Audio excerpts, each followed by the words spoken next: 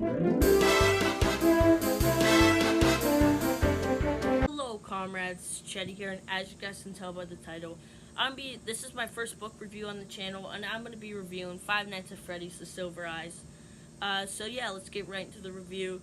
So the book is directed by Scott Cawthon and Kira Breed Risley, and Scott Cawthon actually created the games of Five Nights at Freddy's. I'm not really sure who the Kira Breed Risley is. All that I know, she wrote the second and third book, which this is the first book of the trilogy, and I'm probably gonna be reading the other two soon, and definitely expect a review of those. And it was published on April 2015. I couldn't find the exact date for it, but that's all that I found. It just said it was published in April. So the reviews of the book. Goodreads gave it a 4.2 out of 5, and Walmart actually gave the book a 5 out of 5. So I guess I'll get into the plot, and I'll just read what's on the back. It's been exactly 10 years since the murders at Freddy Fazbear's Pizzeria, and Charlie has spent those 10 years trying to forget.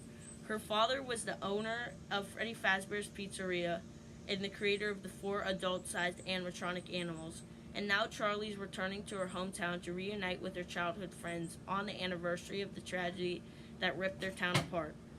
Curiosity leads Charlie and her friends back to the old pizza place, and they find it hidden and sealed, but still standing. They discover a way inside, but things are not as they once were. The 4 mascots that delight and entertain them as children have changed. The animatronic animals have a dark secret and a murderous agenda. So yeah, that's what it says on the back. That's pretty much what the plot is. So they actually do go inside the Freddy Fazbear's place 5 nights in a row, whenever they're there. So it's actually accurate to the title, kind of. And yeah, I really like this book. I like most things about it, so let's get to the things that I really liked about it. The book is really entertaining. I read it in like 3 days, and it's really interesting, especially if you're a fan of the FNAF games. It has a really good plot and some good dialogue between the characters. And yeah, I pretty much like all the characters in the book, except for Marla, because she's just like kind of a jerk to her brother all the time. And yeah, I don't really like her too much. And yeah, as a fan of the FNAF games, I found this book actually, even though the books aren't really canon to the games, this added a lot to the lore. Like, we had no clue who Henry was until the books, and we had no clue who Charlie was, who the creators of FNAF were. And yeah, this actually added a lot to the lore, surprisingly. I thought Dave was a really good villain, and he was really menacing, and it was really cool to see people like, it was really cool to see the animatronics moving around with the people, because inside the FNAF games, well, not inside Sister Location, but all the other ones, you're just sitting there in an office, but inside this movie, they're actually inside this book, they're running away from the animatronics, and how they react, it's just really interesting to see, and yeah, I really like the book a lot. Some of the things that I didn't like too much, I wish the animatronics would have come out sooner, like, because they don't really come out, the animatronics don't really start chasing after them until the final night, and, well, the 4th and 5th night. Nothing really happens through the first 3 nights. On the 3rd night, they meet Dave, but, you know, nothing too much really happens on the 3rd night. He just, like, he knows the controls so well, and he just makes them all go super crazy. But on the 4th and 5th night, they actually get to see the animatronics move around. And I wish they would have done that a lot sooner.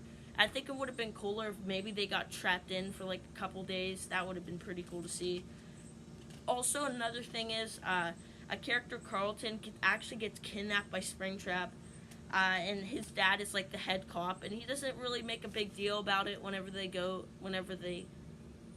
to him. He just says he's playing a prank on them, even though they literally see Springtrap go up, and like Jason sees him get kidnapped by Springtrap. And yeah, and time to get into the spoiler section. So I just want to say some stuff that I didn't really want to spoil throughout the rest of the book.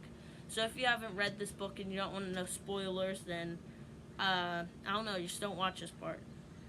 So actually, turns out their friend Michael, who actually died, who got killed by Springtrap, I guess, or Purple Guy. Uh, he's actually Golden Freddy, which is not really canon to the books, like I said earlier. And turns out that Dave is actually Purple Guy or William Afton, and that's pretty obvious going in because he has all the scars all over him. And yeah, it's pretty obvious that he's Purple Guy throughout the whole thing. And also another thing turns out, well, inside some scenes, the animatronics started chasing after them. Like inside one part, Charlie's hiding behind the arcade machines, and I'm pretty sure it's Foxy. He just starts like ripping them out of the way. They're really strong, but turns out they're actually trying to protect them from Purple Guy, which I didn't really expect. I thought they were trying to kill them, but I guess they knew that that was them. The worst thing that happened is Foxy went running up and like stuck his hook in Michael's leg and dragged him into Pirate's Cove with him. But he was like standing in front of him, protecting him from Purple Guy. And inside the end, it's like they're all inside the middle of the dining room, and the animatronics are around them. And then the police show up. Well, Carlton's dad show up, and then they all escape. But while they're going to the door, I guess Springtrap slash Purple Guy slash Dave slash William Afton, I don't know, he comes running up and starts choking Charlie, and he's about to kill her, and then hold on.